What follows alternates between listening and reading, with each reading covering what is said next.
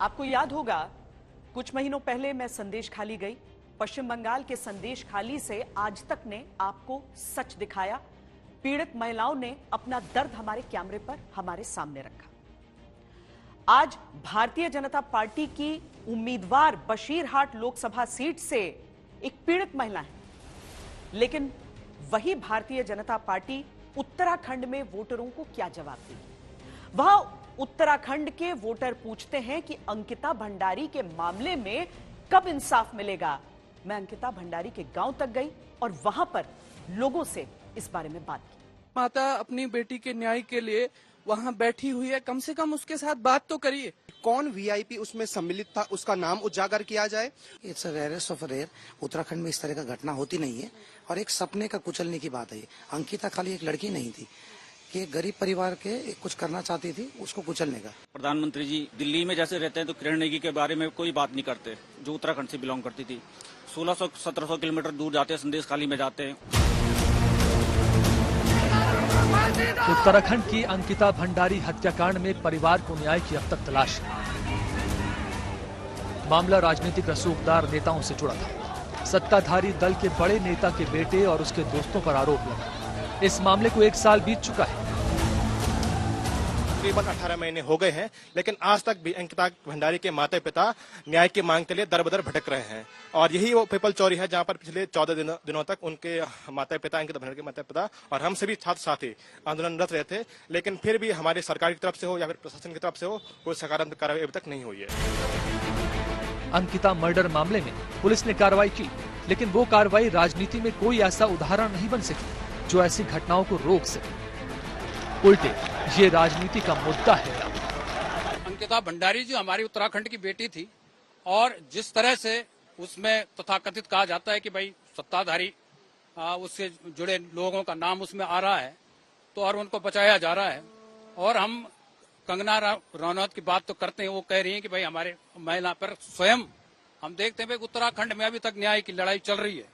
अंकिता भंडारी को न्याय मिलना चाहिए था। यही वो सरकार है जिसमें तमाम उम्मीदें हमें उनसे थी, परंतु आज हम देख रहे हैं कि वही सरकार जो है जिसने वादा किया था, जिसने अंकिता भंडारी की माता पिता को बोला था कि हम उनको न्याय दिलाएंगे, पर आज वो पीछे हट गई है। तो ऐसी सरकार पे हम कैसे उम्मीद लगा सकते हैं।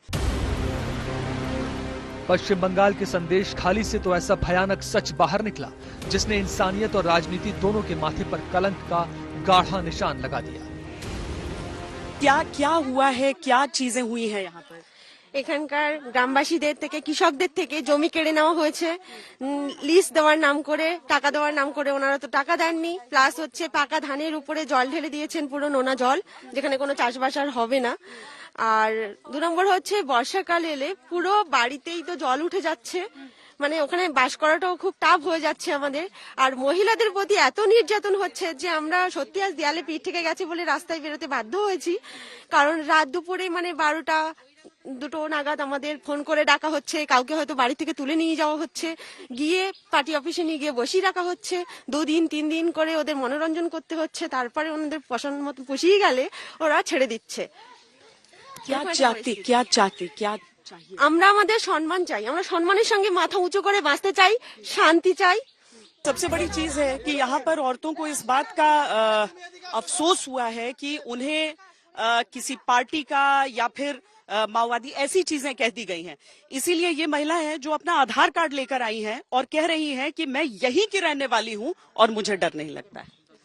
আমরা এখানকারই বাসিন্দা, हम यहाँ के निवासी हैं। हम जो आंदोलन कर रहे हैं उसमें पार्टी का कोई रंग नहीं है। हम अपने अस्तित्व की लड़ाई लड़ रहे हैं, लड़ाई अपने पति और बच्चों के अस्तित्व की।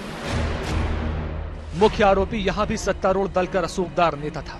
उस पर महिलाओं के साथ लगातार ज्यादती करने के और जान से मारने की धमकियां देने के आरोप भी लगे। मामला अति संवेदनशील था, महिलाओं के सम्मान का मुद्दा था, लेकिन तब जमकर राजनीति हुई। ऐसी बयानबाजियां हुई कि जो खुद में एक सवाल है।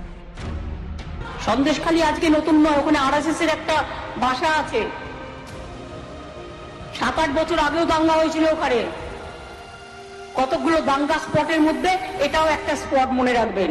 जहां विधानसभा में खड़े होकर नेता सदन बयान दे रहा है, उसको डिफेंड कर रहा है शेख शाहजहां को, तो क्या विरोध और प्रतिवाद छोड़ के और कोई रास्ता तो है नहीं। आप ममता बनर्जी के बारे में बात कर रहे हैं। सदन तो वही है, लीडर तो सदन वही है।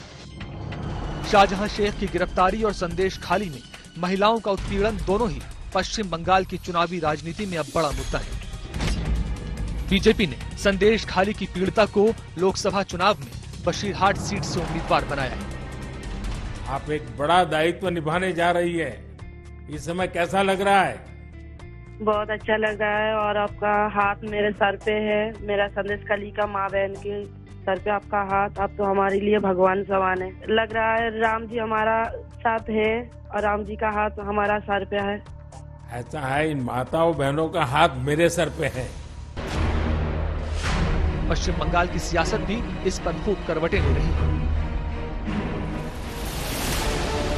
चुनावी राजनीति में महिला सम्मान के खिलाफ सिर्फ बयान ही नहीं बल्कि गतिविधियां भी शामिल होती हैं। देश के हर राज्य में उत्तराखंड की अंकिता भंडारी और पश्चिम बंगाल के संदेश खाली जैसे मामले भरे हुए हैं, लेकिन या तो चुनाव के मौसम में ये मुद्दा बन जाते हैं या वोट बैंक की राजनीति को चमकाने के काम आते हैं। अपमान की सजा बाकी रह जाती है। महिला वोटरों की अहमियत को समझते हुए, ये जानते हुए कि आजकल महिलाएं बड़ी संख्या में निकलती हैं वोट डालने के लिए, अपने मताधिकार का प्रयोग करने के लिए, सभी राजनीतिक पार्टियां उन्हें लुभाने में जुट जाती हैं चुनाव के आते ही। इस बार भी सबके मैनिफेस्टो में बड़े बड़े वादे महिलाओं के लिए किए गए हैं।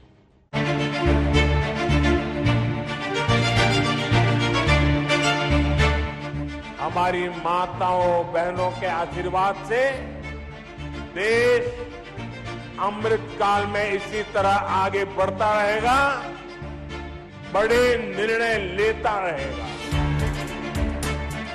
इस देश की रीढ़ की हड्डी है महिला। मेरी बहनें समाज का, परिवार का पूरा बोझ आप उठाती हैं। हम 1500 रुपया अपनी बहनों को, बेटियों को देने जा रहे हैं। महिलाएं सिर्फ वोट बैंक या फिर गेम चेंजर? सियासत की साइलेंट वोटर अब सत्ता की बिसात खुलकर बिछाने लगी है। लिहाजा पार्टी कोई हो, सबके घोषित अघोषित मैनिफेस्टो में गुलाबी रंग की झलक सबसे अधिक दिखने लगी है। महिलाओं का जीवन आसान बने, उनके जीवन से मुश्किलें कम हो, उन्हें आगे बढ़ने के ज्यादा से ज्यादा अवसर मिले, ये हमारी सरकार की सर्वोच्च प्राथमिकताओं में से एक है। मुख्यमंत्री महिला सम्मान योजना और इसके तहत 18 साल की उम्र से ज्यादा की हर महिला को 1000 रुपए प्रति माह की सम्मान राशि। 1 अप्रैल 2024 से हमारी जितनी 18 साल से ऊपर की बेटियां हैं, बहनें हैं, माताएं हैं, उनको हम 1500 रुपए देंगे। साल का 18,000 रुपया उनको देंगे।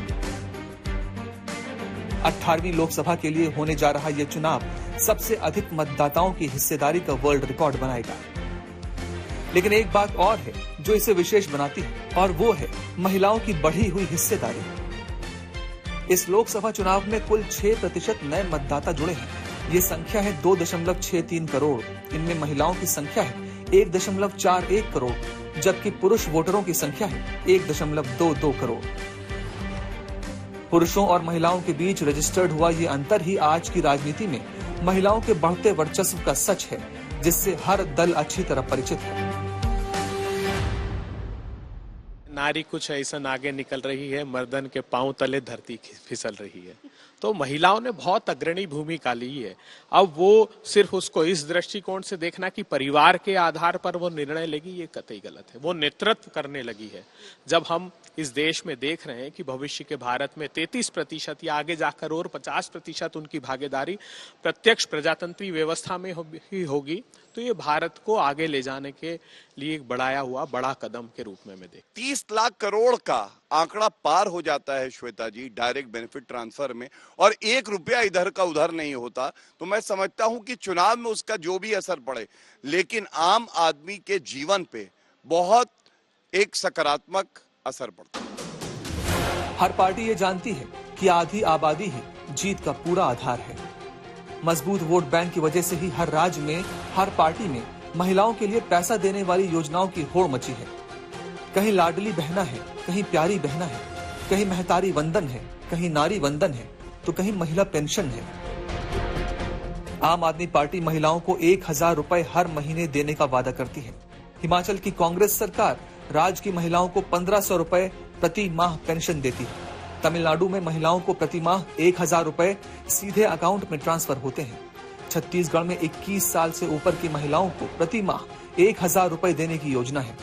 मध्य प्रदेश में 1250 रुपए लाडली बहना के तहत महिलाओं के खाते में भेजे जा रहे हैं। कर्नाटक में 2000 रुपए प्रति माह, पश्चिम बंगाल में 1000 रुपए प्रति माह महिलाओं तक पहुंचाए जा रहे हैं।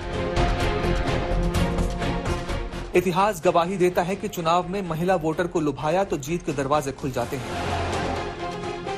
बिहार में नीतीश सरकार के शराबबंदी के ऐलान का महिलाओं ने समर्थन किया।